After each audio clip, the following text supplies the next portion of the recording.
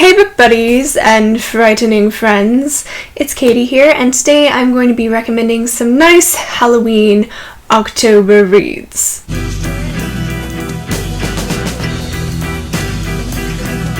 I have my Tinkerbell Jack-o'-lantern shirt on, I have my flannel, I have my ghost earrings, I'm ready to party. Unfortunately, I'm back in my old film location for this video. I apologize for that, and I also meant to get this video out to you all much sooner, but 2020, you know, it's So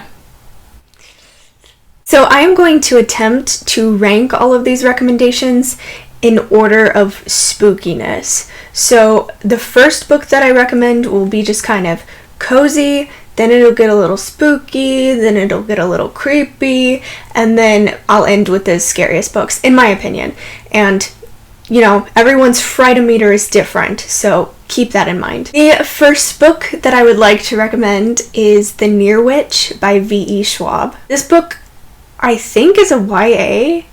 I could be wrong about that. If it is, I believe it's the only YA on this list. It follows our main character Lexi, who lives in a very small village called Near. And in this village, everybody knows about the Near Witch. She's an evil witch that nobody's sure if she's real or not, but she's rumored to steal children. And everyone also believes in this village that you are not supposed to talk to the wind. You're not supposed to listen to the wind, follow the wind, trust the wind, have nothing to do with the wind. But pretty soon Lexi realizes that some strange occurrences are going on in the village of Near, and she befriends the wind personified as a boy.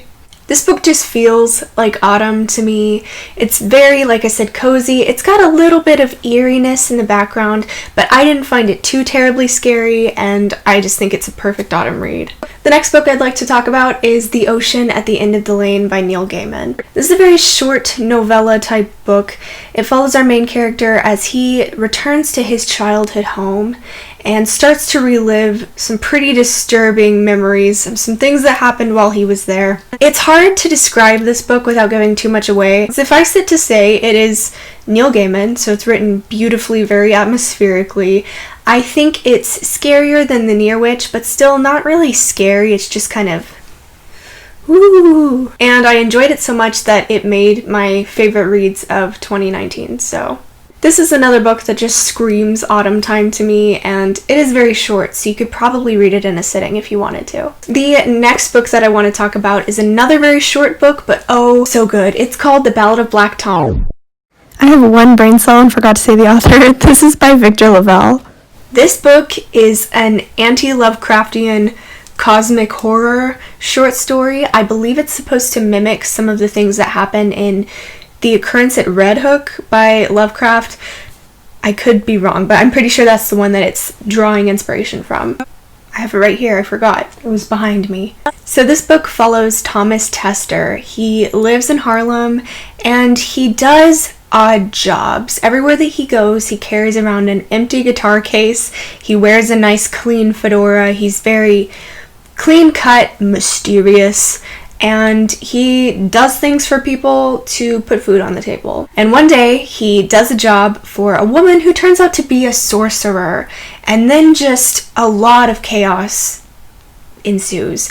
There is Cthulhu in this book, so if you're a fan of Cthulhu, he does make an appearance. And amidst all of this cosmic horror, you also have this undercurrent of racism that Thomas is constantly facing because, again, he's living at this time period, which is the 20s, I believe, as a black man. So he's constantly facing all of this prejudice from the people around him, and that serves as a backdrop for all of this creepy Lovecraftian horror that's going on under the surface. And this book, honestly, kind of scared me. I'm not sure if that's because cosmic horror in general really gets me.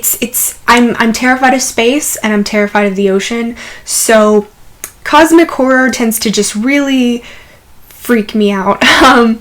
But you might not find it as scary as I did, so it's not the scariest book on the list, but it is so good. And again, it's very short. You could probably read it in a day if you were looking for something to read on Halloween. I think this would be a really good one. Finally, the scariest book, in my opinion, on my list is Mexican Gothic by Silvia Moreno Garcia. This book has been making the rounds on BookTube and Book Twitter for good reason. I really, really, really enjoyed it. This tells the story of glamorous Noemi, who is a Mexican socialite, and one day she gets a letter from her cousin, who has moved in with this English man in this creepy house on top of a hill in a very small town, and she goes to check on her because everyone's a bit worried that she's starting to kind of lose her grip and she needs some professional help. Noemi goes to this house only to find out that some really weird things are happening. It's so difficult for me to talk about this book without giving away just some of the bizarre plot twists that happened, but it was so well written. It was just truly gothic. It reminded me a lot of those mass-marketed paperbacks where the girl is running in a dramatic gown with a mansion in the background at night. Like that, but written better. It has family intrigue. It has, is there a ghost? Is there not a ghost? It has mushrooms. It has small town creepiness. It has a house that is maybe sentient. It was really, really good. And in my opinion, it was really scary. I know some people didn't find it that scary, and I didn't find it that scary until the end. You're just chugging along and things are like, ooh, this is creepy, but it's not too scary. You get to the end though and you're like,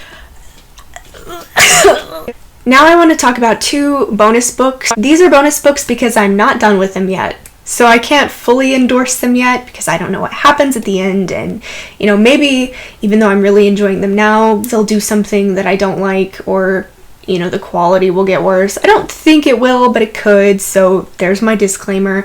I also can't put them on my Frightometer because I don't know how scary they get. But I do want to mention them because I am reading both currently, and they're both really good, and I think that they fit this list. First is White is for Witching by Helen Oyeyemi. She is the author of Boy Snow Bird, which I know has been really popular in the book community for a bit. This is a shorter book. It is kind of maybe a classic haunting. It follows siblings.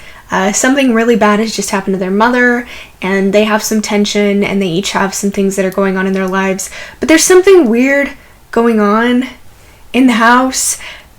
I can't really elaborate on that because, again, I'm not finished with it, but it reminds me kind of Shirley Jackson. It has similar vibes to Haunting of Hill House. If any of you have watched that, it feels kind of like that to me, and so I think it's really good to read around this time of year. Next is The Only Good Indians by Stephen Graham Jones. This book is about a Native American man who kills an elk on the elders' portion of the land, so he wasn't allowed to hunt there. I think it's an elk. It might be a deer, but I think it's an elk. Anyway, beyond the fact that this was in the part of the land that he's not supposed to hunt in because he's not an elder, it also was a very young elk, not fully grown, and so he also wasn't really supposed to kill it, but he did, and now it's haunting him. This book is scary so far. Again, I'm not done with it. I'm maybe halfway through with it, but it's already like really freaking me out. The imagery is so good. The writing in this book is fantastic. I really like the character development. It's just the subject matter along with the imagery and just the really good writing. It all comes together to just become nightmare fuel for me. But it's pretty good so far, and it might be one that you consider picking up. I think that it goes really well with this time of year, so it is definitely one to consider. So these are my spooky, oogie boogie book recommendations for this year.